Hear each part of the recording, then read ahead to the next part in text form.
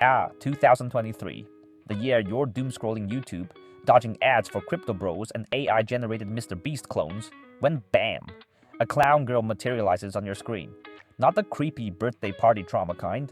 No, this one's got giant anime eyes, a cute little blush, and an outfit that's 50% rainbows and 50% existential dread. You click, because obviously, suddenly, you're 20 minutes deep into a Pixar tier animation that's free. Free! Your wallet's crying tears of joy because your last $10 went to that shared Netflix account. It's like those sketchy websites with millions of ads you stumble upon randomly to which grants you free exclusive content from OnlyFans influencers. Fast forward a week, and you're the CEO of a Pomni plushie empire, fist-fighting trolls in the comments like, "She's not just a clown, she's a metaphor for capitalism." But here's the kicker, you're not alone. Since 2020, YouTube's web animation scene has been popping off harder than the Mentos in a Diet Coke bottle. The Amazing Digital Circus, Hell of a Boss, Murder Drones, and this. Forget that. In fact, if you look closer, you will find some interesting similarities among these shows. If we were to describe these shows using keywords, this is what they would look like. Dark, chaotic, abnormal, violent, stressful, and quirky. All the characters seem to have some sort of peculiar personality that appears from time to time in their behaviors. Volatile, anxious, stressful, shy, awkward, quirky, twisted, and apathetic. And you know what? The audience loves it. From Pomni's anxiety livestream in the first episode of The Amazing Digital Circus, all the way to Hellhound Luna's don't give a shit attitude, viewers go crazy for these characters and purchase countless merches to support their beloved characters. What's more, it doesn't stop here in the web animated series world as well.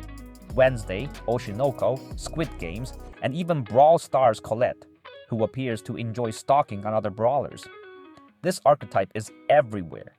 What's also fascinating is the sheer influence these shows garnered throughout time. They are not just hits, they are cults. The traffic they attract is so huge that companies like Glitch Production, which owns The Amazing Digital Circus, can live off of uploading their episodes to YouTube for free. Considering the quality and the completeness of the piece, it is impossible to even think about this 5 years ago. Thus, two questions came to my mind. Why do all of these web animated series developed after the 2020s gain such a big influence and financial success? And why do they consist of similar elements, for instance, dark plots and peculiar characters? To really grasp what's going on here, we need to peek behind the YouTube curtain and understand the business model of a web series. Imagine you are an animator in the year 2023. You are sick of the big three and you want to be the big me. But you look down on animation YouTubers like Jaden Animations because you've got artistic goals. You want to create a cinematic masterpiece with a perfect story and fascinating rendering, just like The Amazing Digital Circus. So you do some research and find out that the pilot episode of The Amazing Digital Circus racked up millions of views within minutes of its launch. You hop over to Social Blade and discover that Glitch's YouTube channel is pulling in an estimated yearly income of $98.4K to $1.6 million. As a reasonable human being, you ignored the $98,400 and set your eyeballs on the big M there. Wow, since 1.6 million equals 2 million, that's enough to buy 30,000 copies of NBA 2K25. You're like, if I can make something as amazing as The Amazing Digital Circus, which I totally can because I love animation, won't I be winning at life by succeeding both financially and artistically? Won't my Asian parents shut the F up and stop calling me a failure? So you set off to create your masterpiece. And if everything goes as planned, you'll still be serving lattes at Starbucks a year from now. Because unfortunately, YouTube doesn't work that way. The first thing you need to understand about animation is it is still expensive, even with all of the latest advancements in tools such as Blender and Unreal Engine, which significantly lowers the budget line for an animation production such as rendering or modeling. Being a big investment, it is too much for a wannabe YouTuber without a steady income. Remember, we're talking about good animation here. That means lots of effort in designing, writing the script, and animating. This will involve a team with distinct skill sets and huge back and forth between different artists who think themselves the best, which eats up a ton of time and money. To put it in perspective, movies like Ralph Breaks the Internet and Big Hero 6 each cost around $175 million to make, and Elemental cost about $200 million. DreamWorks has been trying to cut costs and be more efficient lately, so they moved half of their production to Canada because Americans are expensive. But even then, it cost them around $100 million to produce Puss in Boots: The Final Wish. This is exactly the reason why Jaden Animations chooses to make videos in that specific style, just so she can make the math work out. This is also the reason why there are not a lot of high-quality individual web animated series on YouTube previously, since the ad revenue generated from the platform alone is not enough to suffice the greedy belly of an animation production. So how did Glitch Productions or Viazipop make enough income to support their productions?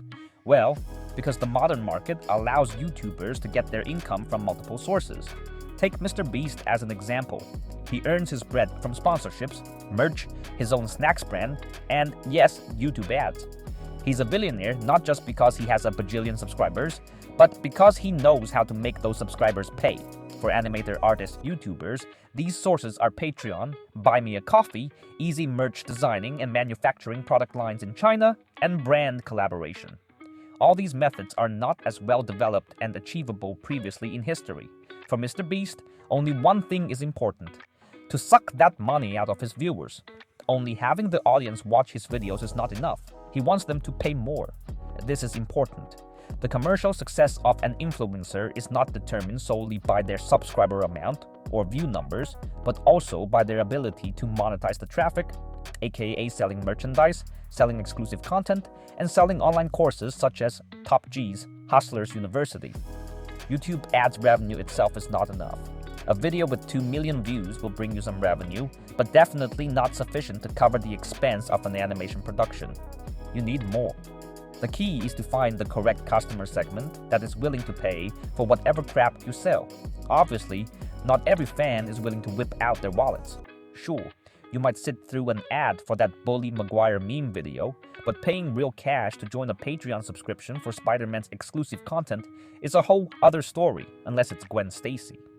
That's the biggest difference between what I call a passive purchase, such as ad watching, compared to active purchase, such as subscribing to Top G's private lessons.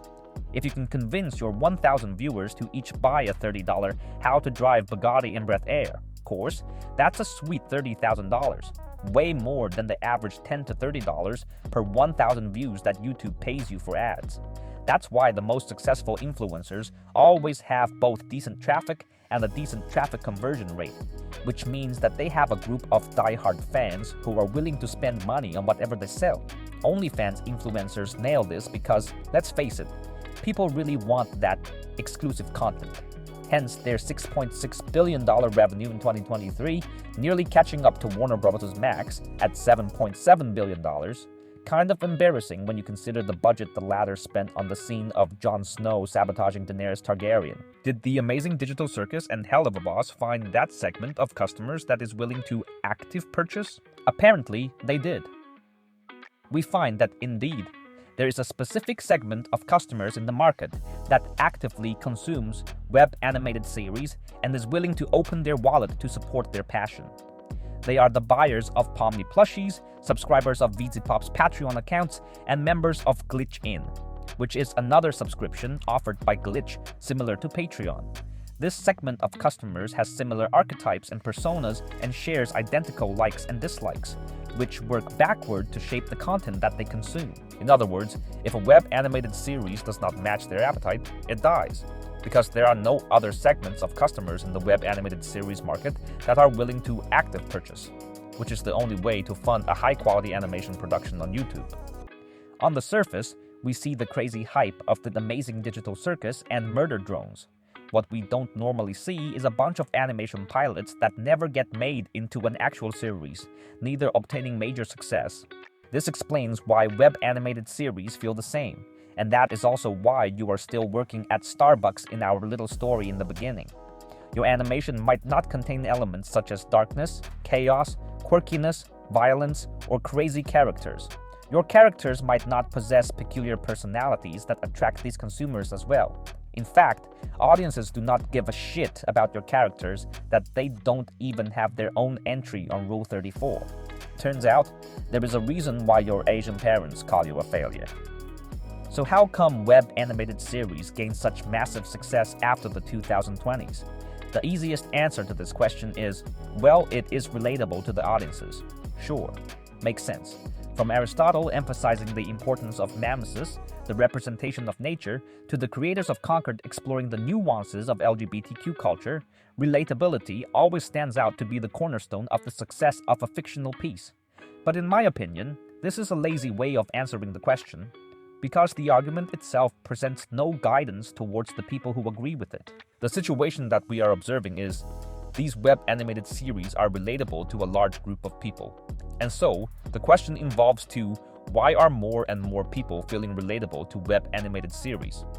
Recall that earlier, I mentioned some of the keywords of the elements that web animated series contain: dark, chaotic, abnormal, violent, stressful, and quirky.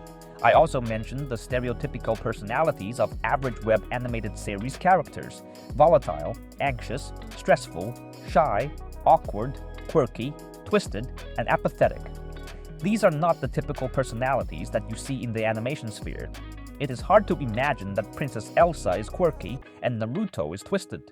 In fact, people praise Naruto because despite having such a traumatic childhood, he did not fall into a black hole of negative emotions. Hence, he is the protagonist of Naruto, or maybe because he is the name of the show, rather than Sasuke. Apparently, though, that is not the case for web animated series. Why? To answer this question, I want to understand the customer archetype first.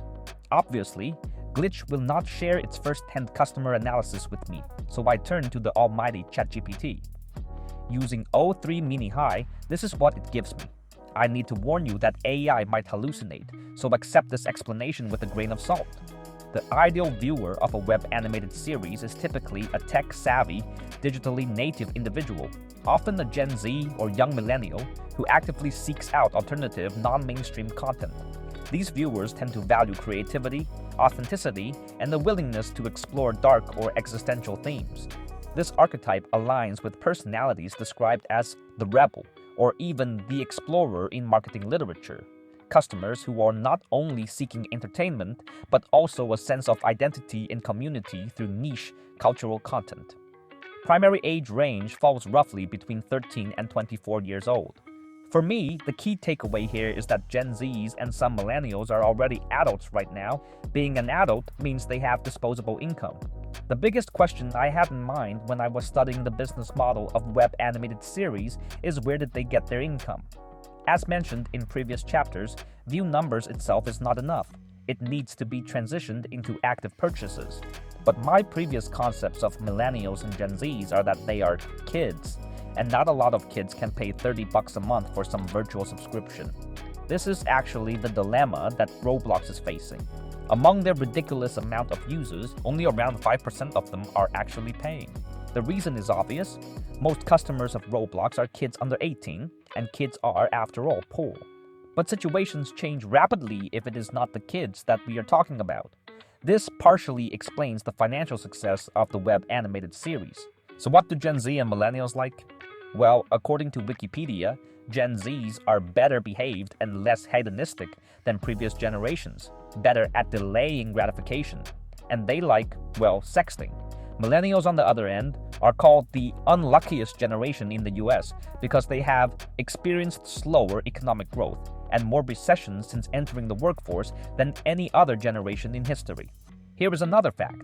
In many countries, Generation Z youth are more likely to be diagnosed with intellectual disabilities and psychiatric disorders than older generations. I hope this gives you an overall vibe of the situation that we are going to talk about now, since this is very important. To put it in a simple sentence, younglings nowadays are not having a good time. In the United States, mental health among teens and young adults shows concerning trends, with significant increases in conditions like depression, anxiety, and suicidal behaviors. The COVID-19 pandemic made the situation even worse, deeply affecting the minds of these poor souls as they were forced into isolation, being cut off from normal human interactions. If you take a look at the release dates of some of the most famous web series, you'll notice a pattern.